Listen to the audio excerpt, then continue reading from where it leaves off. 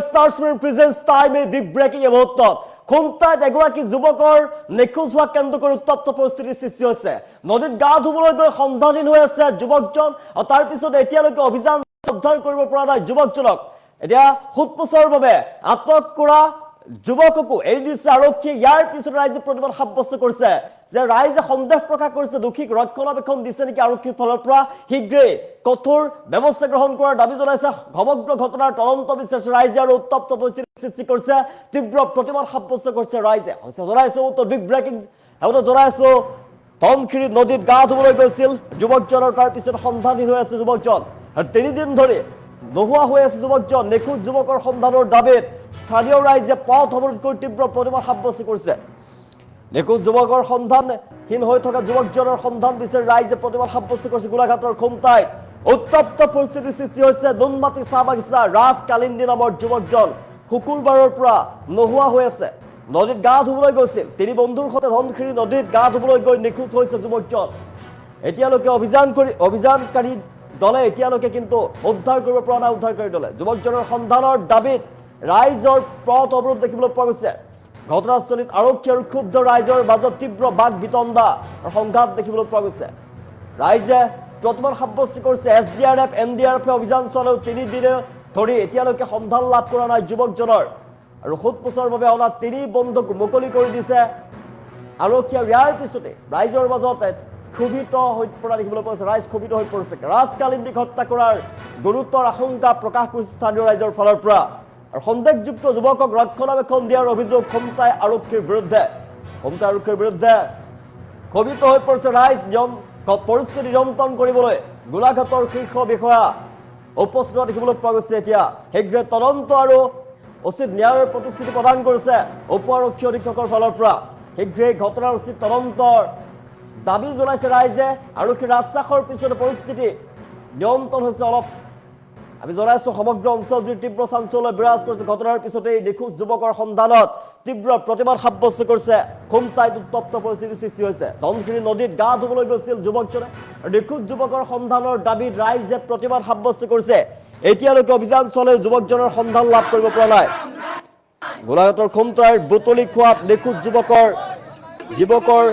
যুৱকক কেন্দ্ৰ কৰি এটা উত্তপ্ত পৰিস্থিতিৰ সৃষ্টি হোৱা দেখিবলৈ পোৱা গৈছে নতুন মাটি চাহ বাগিচাৰ ৰাজ কালিন্দী নামৰ যুৱকজন শুকুৰবাৰৰ পৰা নোহোৱা হৈ আছে ধনশিৰি নদীত 3 জন বন্ধুৰ সৈতে গা ধুবলৈ গৈ নিখোজ হৈছে ৰাজ কালিন্দী যুৱকজনৰ সন্ধান বিচাৰি উলিওৱাৰ দাবীত স্থানীয় ৰাইজৰ পথ অৱৰোধ কৰি তীব্ৰ প্ৰতিবাদ ঘটনাস্থলীত আৰক্ষী আৰু ক্ষুব্ধ ৰাইজৰ মাজত বাক বিতণ্ডা আৰু SDRF আৰু NDRF 3 দিন ধৰি অভিযান চলাও সন্ধান উলিয়াব পৰা নাই যুৱকজনৰ আৰক্ষীয়ে সুৎপোছৰ বাবে কৰায়ত্ব কৰা 3 জন বন্ধুকে মুকলি কৰি দিছে আৰু ইয়াৰ পিছতে ক্ষোভিত হৈ পৰিছে ৰাইজে ৰাজ কালিন্দীৰ হত্যাৰ আশংকা প্ৰকাশ কৰিছে আৰক্ষীৰ ভূমিকাক লৈ প্ৰশ্ন উত্থাপন হৈছে এই মুহূৰ্তত আৰু সন্দেহৰ আৱৰ্তত থকা যুৱকক ৰক্ষণাবেক্ষণ দিয়াৰ অভিযোগ উত্থাপন হৈছে খুমটাই আৰক্ষীৰ বিৰুদ্ধে আৰু পৰিস্থিতি নিয়ন্ত্ৰণৰ বাবে গোলাঘাট সদৰৰ উপ আৰক্ষী অধীক্ষক উপস্থিত হৈছে আৰু শীঘ্ৰেই তদন্ত আৰু ন্যায়ৰ আশ্বাস প্ৰদান কৰা দেখিবলৈ পোৱা গৈছে আমি দৃশ্যাংশ দেখুৱাই আছো খুমটাইত উত্তপ্ত পৰিস্থিতি গোলাঘাটৰ খুমটাইত উত্তপ্ত পৰিস্থিতি ধনশিৰি নদীত গা ধুবলৈ গৈ নোহোৱা হৈ আছে এগৰাকী যুৱক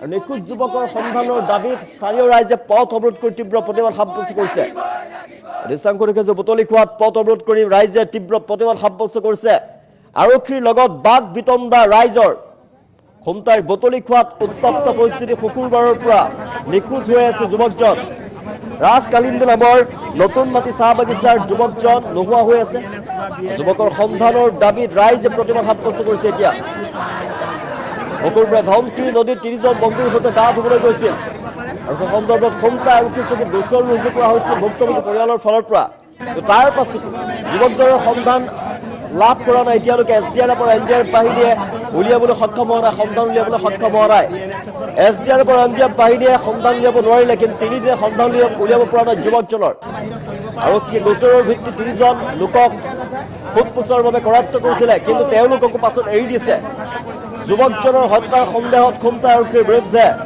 ক্ষোভিত হৈ পৰিছে ৰাইজে তীব্ৰ প্ৰতিবাদ সাব্যস্ত কৰিছে আৰক্ষীৰ বিৰুদ্ধে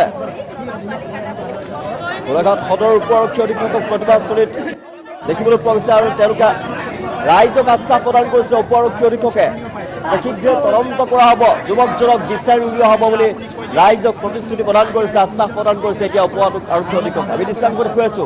ধনশিৰি নদীত গা ধুবলৈ গৈ নিখোজ হৈ আছে এগৰাকী যুৱক। ৰাজ কালিন্দী নামৰ যুৱকজনক এতিয়ালৈকে 3 দিন হ'ল, 3 দিন ধৰি সন্ধান লাভ কৰা নাই যুৱকজনৰ। যুৱকৰ সন্ধান বিচাৰি সমগ্ৰ ঘটনাৰ তদন্ত বিচাৰি এতিয়া প্ৰতিবাদ সাব্যস্ত কৰা হৈছে, তীব্ৰ প্ৰতিবাদ সাব্যস্ত কৰিছে ৰাইজৰ ফালৰ পৰা। এই ঘটনাৰ উচিত তদন্ত বিচাৰিছে। ৰাজ কালিন্দীক কোনোৱে হত্যা কৰাৰ সন্দেহ প্ৰকাশ কৰিছে ৰাইজৰ ফালৰ পৰা। ধনশিৰি নদীত গা ধুবলৈ গৈ সন্ধানহীন হৈ আছে ৰাজ কালিন্দী নামৰ যুৱকজন। ৰাইজে পথ অৱৰোধ কৰিছে। নিখোজ যুৱকৰ সন্ধানৰ দাবীত ৰাইজে পথ অৱৰোধ কৰা দেখিবলৈ পোৱা গৈছে।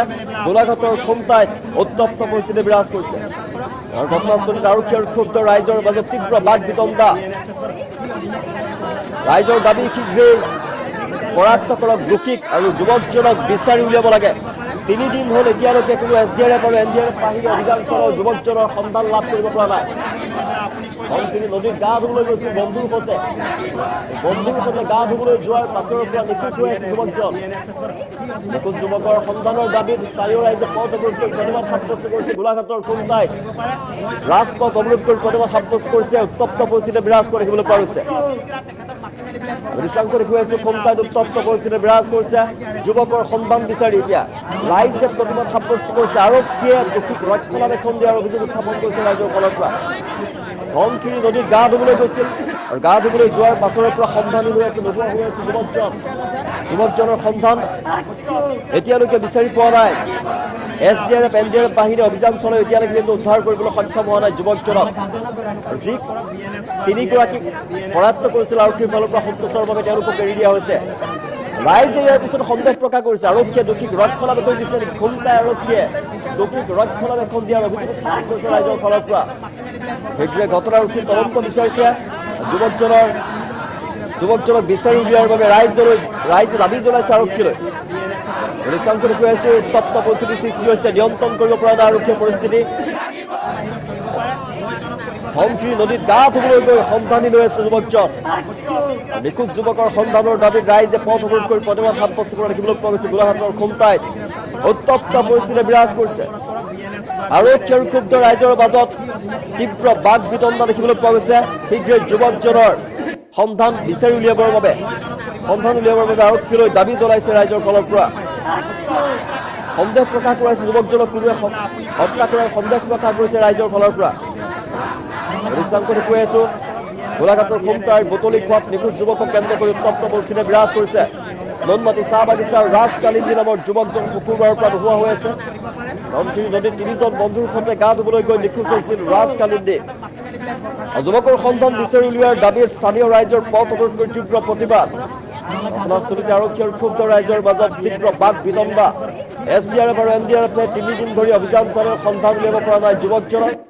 আৰু আৰক্ষীয়ে সোধপোছৰ বাবে কৰায়ত্ব কৰা 3জন বন্ধুক মুকলি কৰি দিছে। ইয়াৰ পাছত ক্ষোভিত হৈ পৰিছে ৰাইজ। স্থানীয় ৰাইজে ৰাজ কালিন্দীৰ হত্যাৰ আশংকা প্ৰকাশ কৰিছে আৰু আৰক্ষীৰ ভূমিকাক লৈ প্ৰশ্ন উত্থাপন কৰিছে ৰাইজৰ ফালৰ পৰা। সন্দেহৰ আৱৰ্তন সমগ্ৰ ঘটনা। যুৱকক ৰক্ষণাবেক্ষণ দিয়াৰ অভিযোগ উত্থাপন হৈছে খুমটা আৰক্ষীৰ বিৰুদ্ধে। পৰিস্থিতি নিয়ন্ত্ৰণৰ বাবে গোলাঘাট সদৰৰ দুখৰ আৰু পৰিতাপৰ বিষয় যে যোৱা 29 তাৰিখে গোলাঘাট জিলাৰ খুমটাই সমষ্টিৰ অন্তৰ্গত থকা নতুন মাটি চাহ বাগিচাৰ যুৱক এজন নিৰুদ্দেশ হৈ আছে। আৰু যুৱক এজন আচলতে কিন্তু একেবাৰে মিছা কথা। যুৱকজন পানীত যুৱকজনক আচলতে কৰি মেলি পেলাই আচলতে পেলাই দিয়া হৈছে বুলি পেলাই ইতিমধ্যে অভিযোগ উঠিছে। আৰু এই যুৱকজনৰ নাম হৈছে ৰাজ কালিন্দী। আৰু ৰাজ কালিন্দীক ধনশিৰি নদীৰ সমীপত তেওঁলোকক লালগড়া চাপৰিত আনিছিলে 4-5জনকৈ যুৱক। তাৰে ভিতৰত 3জন যুৱকৰ আমি নাম পাইছোঁ। এক হৈছে হেমকান্ত পাছিৰ পুত্ৰ পংকজ পাছি, আৰু দ্বিতীয় হৈছে সুজিত হাজামৰ পুত্ৰ মৌচম হাজাম, আৰু এজন ঘৰ যোৱাই বোলে তেখেত তেজপুৰৰ নে নগাঁও নে কৰবাৰ হয় বোলে।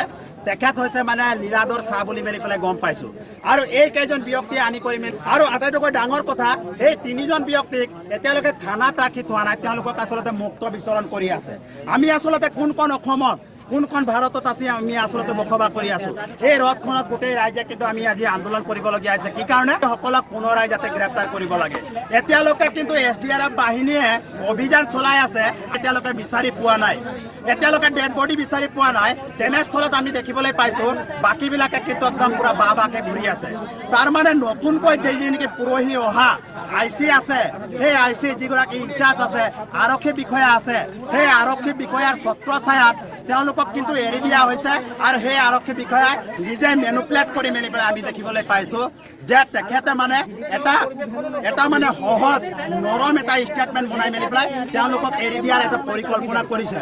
আৰু ৰাইজক ভিডিঅ' কৰিব দিয়া হোৱা নাই, মিডিয়াসকলক ভিডিঅ' কৰিবলৈ দিয়া হোৱা নাই, বাইট ল'বলৈ দিয়া হোৱা নাই, এনেকুৱা ধৰণৰ কৰিছে। গতিকে এই যি নেকি খুমটাই সমষ্টিত খুমটাই থানাটো আছে, এই খুমটাই থানাটো উঠাই দিব লাগে। আৰু যি নতুন মাটিত আমি গম পাইছো যে VTB আছে, গাঁওৰক্ষী বাহিনী আছে, এই গাঁওৰক্ষী বাহিনীক অতি শীঘ্ৰে ভংগ কৰি দিব লাগে। কাৰণ গাঁওৰক্ষী বাহিনীও ইয়াৰ লগত মিলিত আছে। ইয়াৰ আগতো মই গাঁওৰক্ষী বাহিনীৰ উত্থাপন কৰিছিলো, তেতিয়া কিন্তু গাঁওৰক্ষী বাহিনী আৰু প্ৰশাসনে মোৰ ওপৰত হেঁচা প্ৰয়োগ কৰিছিলে। এতিয়া আমি দেখিবলৈ পাইছো যে গাঁওৰক্ষী বাহিনীয়ে কিন্তু তেওঁলোকৰ লগত মিলি আছে। গাঁওৰক্ষী বাহিনীক অতি শীঘ্ৰে ভাঙিব লাগিব, নহ'লে গাঁওৰক্ষী বাহিনীক আমি কিন্তু ভাঙি দিম আৰু তেওঁলোকৰ কথা কিন্তু আমি নুশুনো। আৰু অতি শীঘ্ৰে কিন্তু এই ডেড বডিটো ওলাব লাগিব।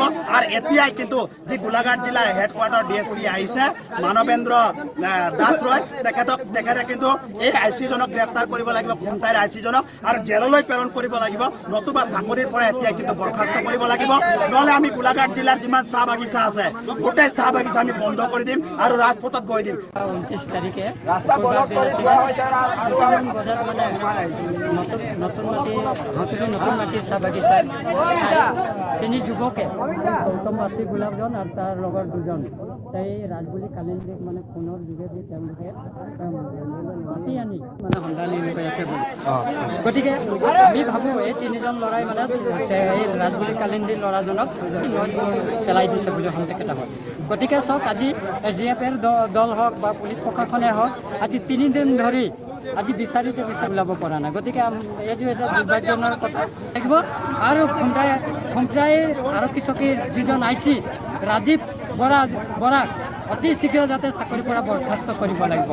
অন্যথা আমি অহাকালি সকলো গোলাঘাট চাহ বাগিচা বন্ধ কৰি ৰাজপথ বন্ধ কৰি আন্দোলন কৰিবলৈ বাধ্য হ'ম। 29 তাৰিখে দুটামান বজাত মানে